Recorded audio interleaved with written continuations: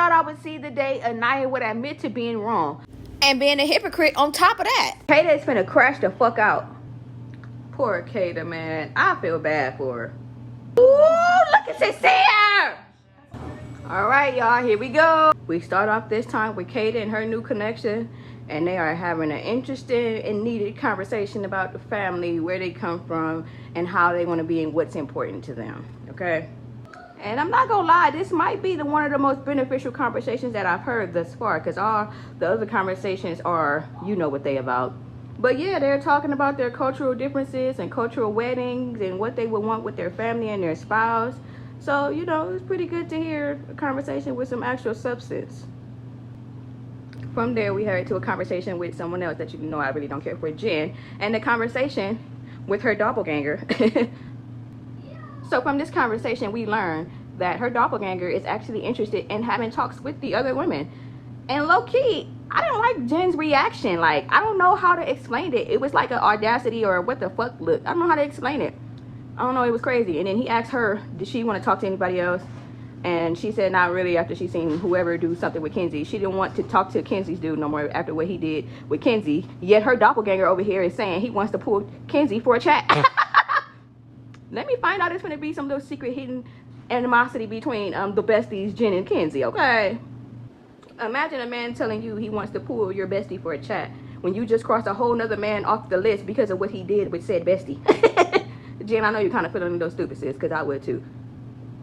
It's okay though. Moving on. And after swearing she wasn't mad that he wants to talk to other women, specifically Kenzie, she gets in a confession of saying this. Annoying, and I'm sick of it. Ooh. Just like, go do your thing. I'm sure he will come back because they always do. So I think he was just maybe trying to like poke the bear of like, ooh, are you upset? Are you jealous? Are you this? And it's giving you're mad, Jen. It's okay. Moving on. So from there, Miss Messy Boots goes and she has a conversation with Trinity and Aniyah where she lets them know she actually is secretly pissed off, even though she told him she wasn't. But we already knew that. Okay, moving on. So Jen's doppelganger finally gets the chance to talk to Kenzie, where we learn Kenzie actually has been wanting to pull him for a chat as well. The only thing we learned from this conversation is that Kenzie no longer fucks with Corbin, even though he established it first, and she loves his coffee. That's about all we got from this. Child, moving on. So from here, we're getting ready for bed, and Casey, being the honest man that he is, decides to tell Sydney that he's going to sleep with TT tonight. And she actually takes it to the chin. I was shocked, but this is why I keep saying honesty will get you further, Casey. Honesty will get you further. Look how cool, calm Cindy was. We also see the guys talking, and Zach confesses that if he had to choose right now between Casa and Kayda, he's going to choose Kayda, which I think we all kind of knew. We all also learned that Trinity volunteers to sleep in soul ties, not wanting to sleep with Ronnie, and still missing Bryce, clearly. Caleb and his girl are still bunkmates this evening. So we see Casey is still bunking with Tiara, as he told Sydney he would. Next. Bro, then you got super freaky Corbin. Okay, he in the bed already waiting for it. She ain't even got no shirt on. She's in her bra. So we already know what everybody else in the room is gonna hear tonight, okay? Slurpy, slurpy, sloppy, sloppy, slipping and sliding, okay? We already know. Jen is over here trying to hide her jealousy so bad, and she could not wait to ask her doppelganger, did you have a good talk with Kenzie?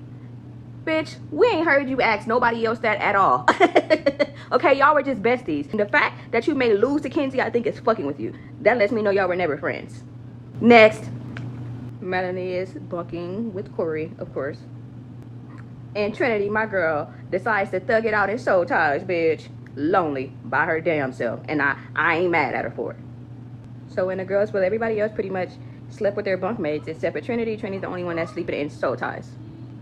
And again, all the girls are respectable and they're sleeping separate from their bunkmates. Except for Kenzie. Again, freaky, freaky Kenzie, just like freaky, freaky Corbin. These two motherfuckers are meant to be lustful. So over there in Casa, we got Caleb and Jaden sleeping together. All the guys are being respectful as well. And even though they're sleeping with their bunkmates, they are all still sleeping separately and respectful. Except for freaky, freaky, freaky Casey and Tiara, okay? Amor and super, super freaky Sincere ass, of course. and freaky Corbin. So I take that back. Only half the guys were being respectful, okay? We got the top 3 fuck boys not having no respect as usual. Corbin, Sincere, and KC. They doing the damn thing. They taking it there, okay? They're taking it there. So when we wake up the next day, and apparently they had some good ass nights, because all 3 of their ass is up cheesing and grinning. Poor Melanie, okay? Poor fucking Melanie. The girls all head to soul ties when they get up to wake up with Trinity and start their day, of course. Okay, we head over back to the casa where we learned that Zach is forcing himself to get into the feeling of trying to connect and trying to really explore with the racist bitch, which I don't know why. Zach, at this point, I'm about to count you guilty as association, okay? I don't want, at this point, I'm finna cut Zach off. I don't want to hear shit else Zach gotta say until he dumped that bitch. You know what, Amora?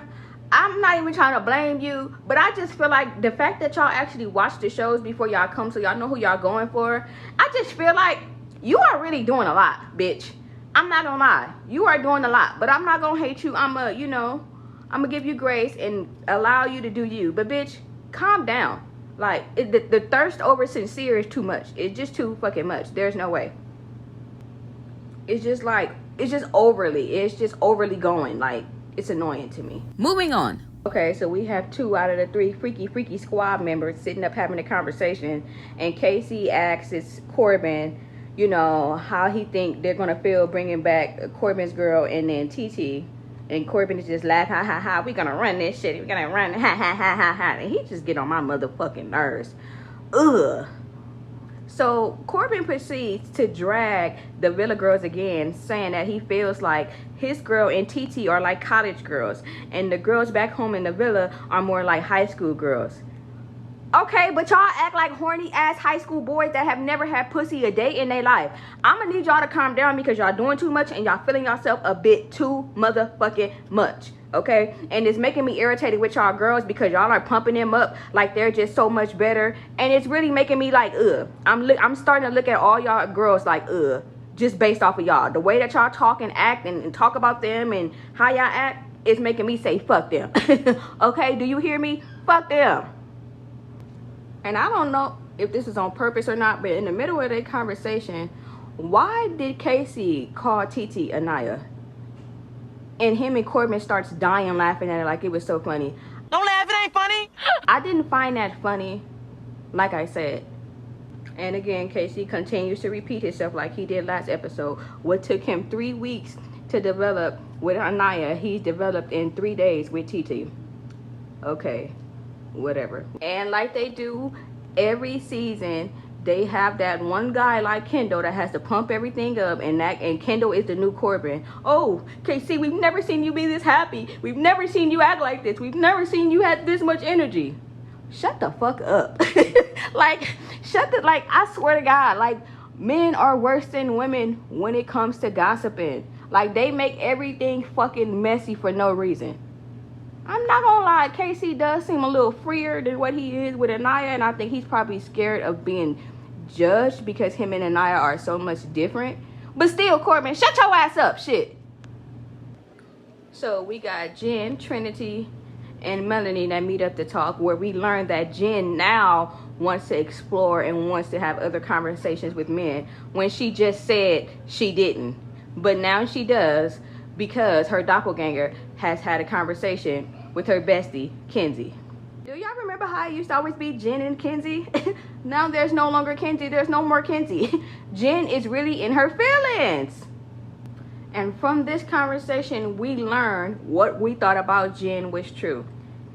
She says she likes her man to be obsessed with her, and her doppelganger isn't obsessed with her, and he's still like, oh, I want to have conversations with Kenzie. So again, her and Kenzie seem to take it to heart when the men do not feel like they are the baddest in the world. They take that shit real personal when a man is not obsessed with them or kissing their ass. But we knew that already. Zach is still tripping about Kayda and still tripping about Kayda winning the challenge. Zach loves him some Kayda. He is still worried about Kayda. And I feel like he's talking to the wrong person. Because Sincere don't give a fuck. He don't give a fuck about what Melanie got going on. He acts like he does, but the way he moves shows us that he doesn't. So Zach is talking to the wrong person. He needs to talk to Bryce and Bryce only, okay? So Sincere confesses that he feels like Amor is doing all the right things and saying all the right things, and she's damn near reading his mind. And Sincere raggedy ass said something that really pissed me off. Y'all listen to this. I built this good connection with Amora, and it's like she's telling me all the right things. She's doing all the right things. She's making me feel good. She's kind of like reading my mind in the sense of like what I want. You know what I mean? Yeah. She's got a great head on her shoulders. She's educated. It's hard because like me and Melanie have had these ups and downs and these trials and tribulations. But in here, I've only had feel-good moments with Amora. Sincere, you've only been here with this girl for 2 days. Of course, there's going to be only feel-good moments versus somebody that you've been building a connection with for 3 weeks. 3 weeks. On top of that, you have not did anything to violate that girl. You haven't done nothing to violate her. You violated the shit out of Melanie on numerous occasions. So, of course, everything is going to be all peachy cream. You don't know the bitch and you haven't did nothing to her yet. Do something to her and I guarantee you're going to see the switch change. And this is why this is one of the things I cannot stand about men. Y'all always want everything good, and then when y'all fuck it up, y'all blame us like it's our fault. And I've only had feel-good moments. Duh, you've only been there 2 fucking days. I will hope everything is feel-good moments. You know what? At this point, Sincere, bye. Get off my screen. Okay, so from there, we go to a conversation with Corbin and his girl. I'm just calling her P because I can never remember her name, clearly because it's not important, I guess. I don't know. But he has a conversation with P where he then says P is perfect because P is identically like him. She's good looking. She doesn't have anything wrong with her. And she's just a T to everything. But she mirrors him. And he never knew anybody in the world was as perfect as him. That's what the nigga is saying. Okay? And as if he wasn't messy enough, he then compares Kenzie to P in P's face. Like, I just feel like that's so messy to do. Yeah, you know, you're so mature. You're this, you're that. You know, Kenzie, it was times when blah, blah, blah, blah. Like, shut your messy ass up, Corbin. This is what I'm saying. You really talk like a bitch. And, of course, a scene with these two can't go by without them swapping spits. I'm over it. And again, we've had a useless conversation with Kenzie. She says she's never been cheated on. She doesn't think she could cheat on anybody. But this is what got me. She says one of the things she likes about him is that they're the same age. Bitch, what? Didn't you just tell Jen's doppelganger that you like older men? Like, I'm convinced Kenzie is really the type to just tell you whatever you want to hear. It doesn't matter. Because everybody that she's talked to, she says is her type. From Corbin on, it's her type. They're physically her type. I'm so confused with this, and clearly so is she. I don't ever have to see Kenzie on my screen again. Okay, we got Kayda up and his girl finally getting some more camera time, and I'm here for it. I like them together. I think they look good together, and they're just conversating about family values and what they look for in a person, and etc., etc. You know, Unsincere is having a conversation with Amora, and the only interesting thing we learned from this conversation is that Sincere knows sign language. Okay, so he's not completely fucking useless then. Okay, we know he can write, he journals, he's a liar, and he can sign language. Okay, now we making a little progress here, okay? We also learned that he majored in the teaching and learning in sign language, which we never would have guessed. Okay, so that's one more thing we've learned about Sincere not being sincere. Okay. But as usual, even when he does good, he always got to say some stupid shit. Listen to what he tells this girl, y'all. Every time we talk to each other, I feel like we just pour into each other's glasses. I feel the same way. Yeah. Every time we run into each other, I feel like we just pour in each other's glasses. Man, shut your ass up. Your glass is full, sir, of shit. So remember that, Unsincere. Get off my fucking screen. So, of course, the messy producers ping pong again. And from Sincere, we go to Melanie, where her and Corey are discussing her love language, amongst other things. We also learn that he is Puerto Rican and black, but he does not speak Spanish. Melanie has volunteered to be his tutor. But I think we all know they're going to be doing a little more than studying, bitch, okay? Okay, that's about all we gather from their conversation.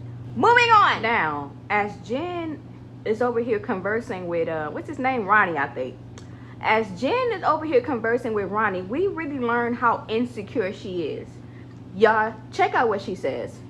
And like, fuck it, because I know that I'm gorgeous and stunning, but like, this whole time, like, being here, besides when I was with Gabe, like, I felt like, I'm like, am I fucking hideous? Is something wrong with me? Like, does my personality suck? Like, what? Like, in normally I'm used to guys just, like, drooling over me, to be honest, and like, here, it's been so hard. And that's why she's so fucking shallow, because she's used to guys drooling over her, and nobody is even cracking a smile at her. Listen, everybody is not going to be attracted to you, Jen, okay? I know that there's this thing with the blondes where they just think everybody wants them and everybody has more fun with blonde, and that's part of the problem. And you just expect men to flock to you, and they're not flocking to you. So that now that they're not flocking with you, you're questioning your own self-worth, because you have no self-worth. Get it together, sis. I knew I didn't like you. Get it together. Now I'm starting to feel sorry for you. All of a sudden, guess what? You've got mail. So the girls gather to look at the postcard, and the postcard is full of pictures of what the fuck is going down over there at Casa Amor. Ooh, look at Sincere. Kayda is finna crash the fuck out.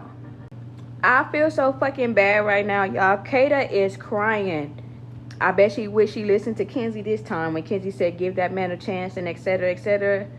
I just hate that they seeing this, because what the cameras aren't catching in the postcard is that Zach is really missing Kayda, and he's really not taking things too far. He's not. But I think because Kayda hasn't even kissed nobody outside of the challenge, she's taking this to heart. And you know, it's her heart and her feelings. We gotta understand it and respect it. I just feel bad. Poor Kayda, bitch.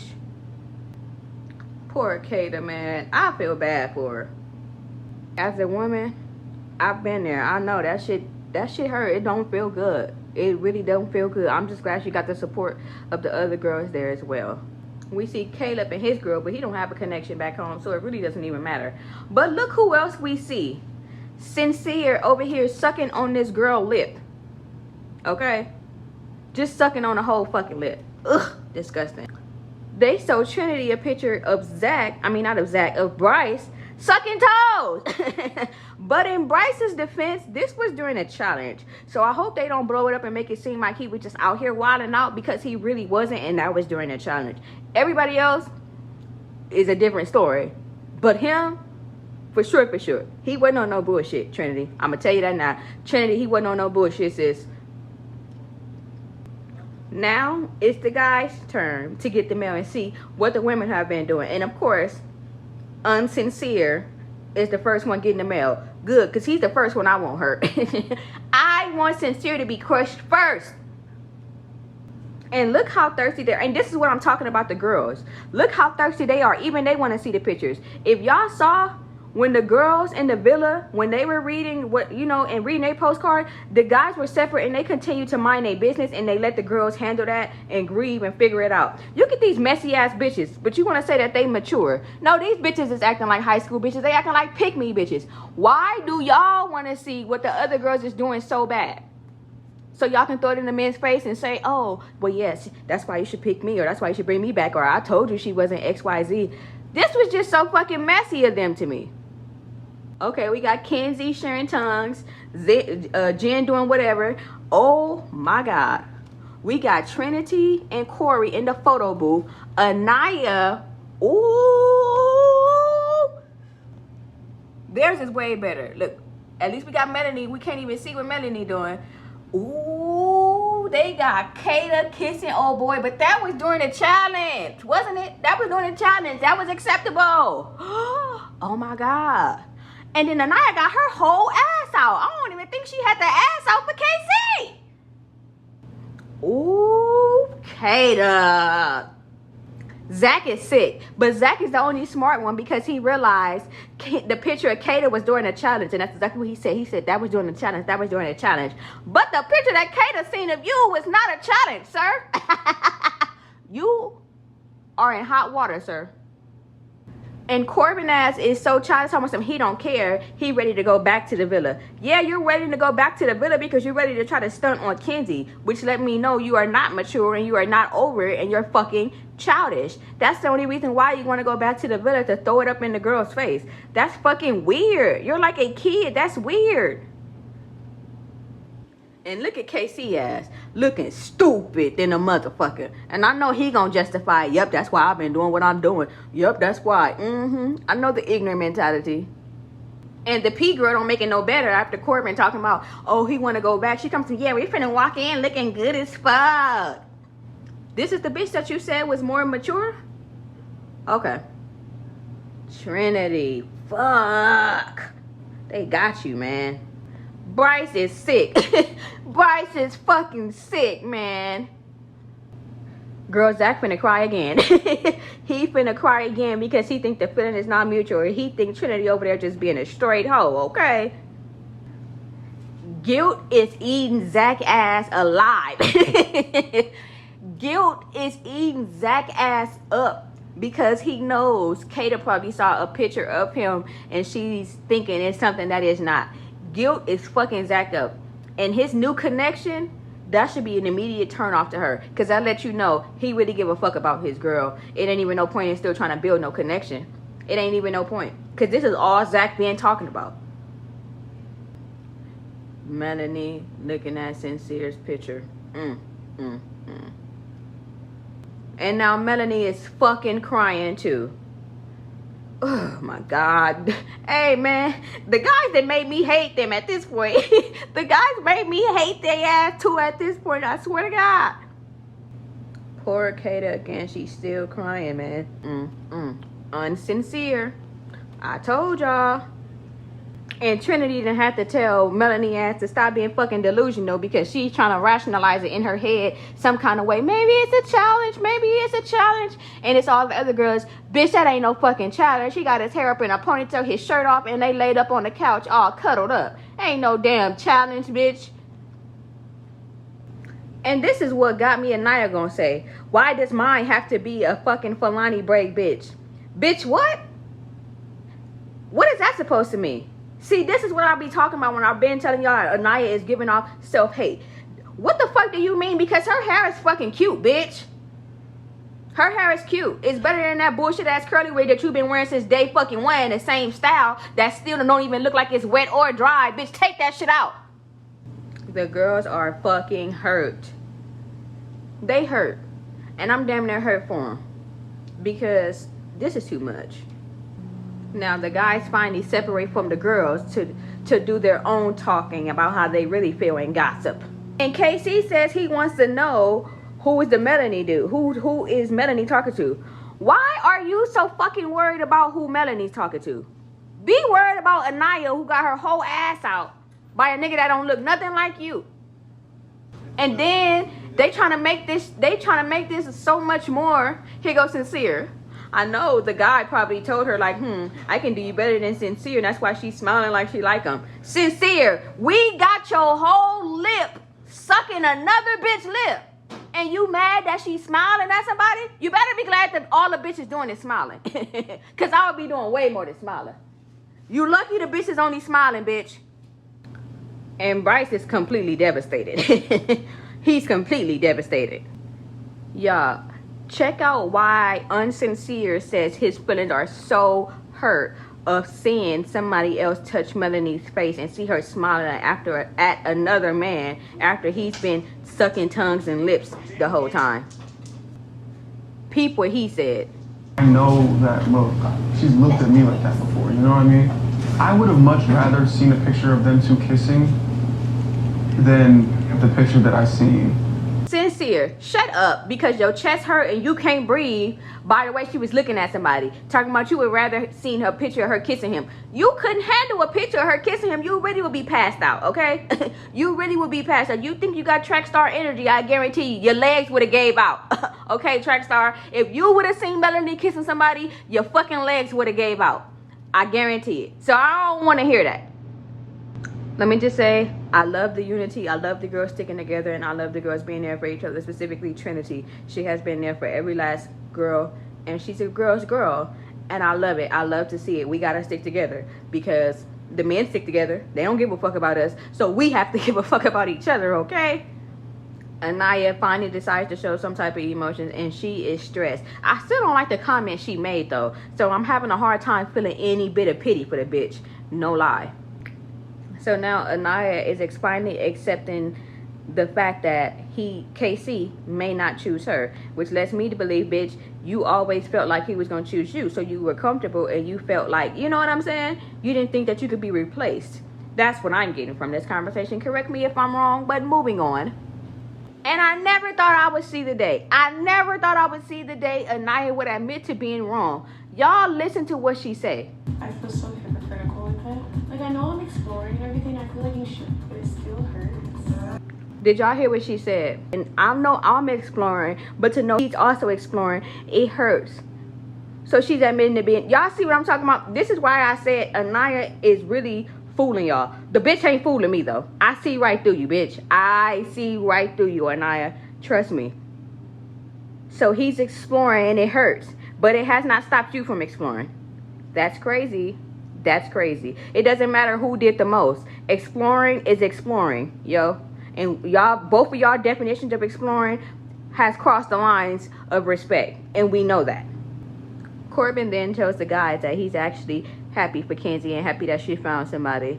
Yeah, okay. If you were that happy, you wouldn't be so anxious to go back to show your new girl off and prove a point.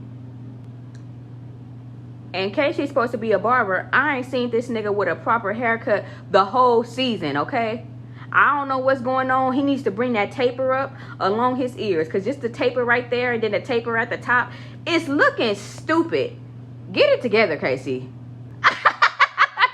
Casey then admits he's never seen Aniyah all cheery and jolly with that much happiness. They asked him, was he happy for her? And he said no. So I guess him and Aniyah are meant to be, because they are both fucking selfish hypocrites. Period. And for whatever reason, he confesses that Aniyah is on thin ice with him. Sincere tells him, you don't think you're on thin ice too? Do y'all know this fool gonna say, nah? I said, this is why I can't stand the men. This is why I can't stand men. Because what do you mean? And I don't even like Aniyah, but what do you mean? She's on thin ice, but you not. He feels like he's not on thin ice because he spoke life into her every day. What does that have to do with what you did once you got over here to Casa? I'm a little confused, Casey. You're losing me. Like I said last time, you're losing me. 50 on both of them. I want to keep exploring this connection. So you mean to tell me you're 50-50 with a girl that you just met 2 days ago versus a connection that you've been making for damn near a month? That's what you telling me, unsincere. Is that what you really saying right now? Okay, so out of the pity threes, Melanie is clearly the only one who has some sense. So she sits down with Kayda and Aniyah and says that they are the only three who were visually upset about the postcard they got in the mail with their men doing whatever they was doing. And she also said that she feels like they shouldn't be moping around. And she's not wrong.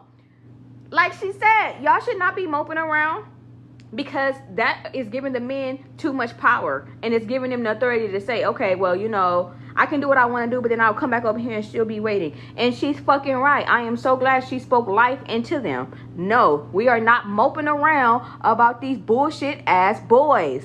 Okay? We have other grown men in our face. Let us enjoy it. Let us enjoy it. Now we know what they're doing. Melanie, I'm proud of you. I thought you were still going to be a bird, but, you know, I got a little hope for you, sis. I got a little hope for you, no lie. So Jen has a conversation with Kenzie finally about them talking to the same dude. And she downplays it like, oh, she's really not tripping. And, you know, she's just not used to guys talking to other females in front of her. Yes, you are. because it's happened to you multiple times with Gabe and Caleb and everybody else. You came in as a bombshell. So even though you came in as a bombshell, there were already couples established, and those couples were still established after you. So you are used to it, and it has happened to you. I just feel like she's making excuses, and she's making it seem like she's not as mad. Like she told Kenzie, oh, well, you know, I'm not mad because I know, you know, what we have. So I know it's not going to interfere with anything. But you were just telling somebody else something different. Like, bitch, you feel some type of way. Be real.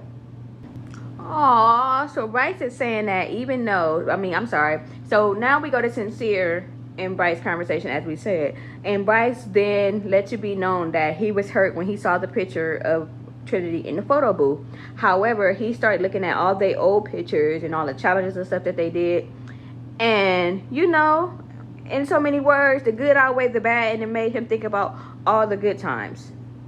I can respect that. Talking about that girl, braids, when you've been walking around looking like this for 3 fucking weeks. Aniyah, get your shit together. See, that's what I'm saying. You really pissed me off, Aniyah. You pissed me off with that. As a black woman talking about another black woman, oh, well, why does she have to have the braids? Bitch, why don't you have braids? Because you're too busy trying to act like something you not with this bullshit in your head.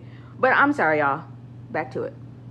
And we got Corey over here speaking nothing but life into Melanie, okay? Nothing but life. Sis, you deserve better and stand on your shit like he said. And the girls are in the background pumping Melanie up, trying to get her to kiss Corey, which I think she should have been kissed him already. But, you know, they right there trying to, you know, speed it up for her, okay? But it doesn't work yet. I guess Melanie isn't ready. And that's pretty much how we end the episode. Y'all drop down in the comments and let me know what y'all think.